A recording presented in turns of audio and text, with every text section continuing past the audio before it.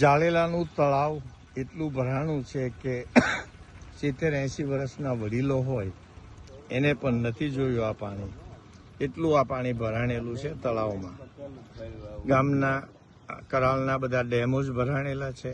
ઉગમણો dam પણ ભરાય છે અને ખાણ્યો પણ અત્યારે ભરાવાની ચાલુ છે. આ બધું જ એક વખત છલકાઈ જાય પછી નહેર બંધ આપણે ત્યાં લગી બંધ થવા દેવાની નથી.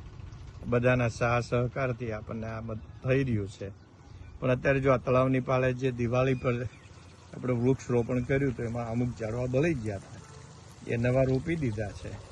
અને જો આ બધા જ ઝાડવાને આ રીતે ડીપ પદ્ધતિથી પાણી પણ બધા જ ઝાડવાને મળે છે.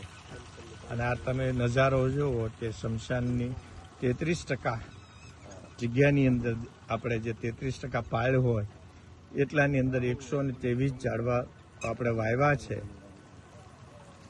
આપણો ગોલ એવો છે કે આવતી દિવાળી સુધીમાં જાળેલા વ્યસન મુક્તો કરવું જ છે, પણ એ સાથે સાથે આજે 66% બાવળિયા દેખાય છે તમને આ પાળે, એ બધા જ કાઢી અને બધી જ આખા તળાવની ફરતે ફરતે વૃક્ષ રોપણ કરી દેવું છે, જેથી આખા તળાવનો નજારો જુદો જ થઈ જાય.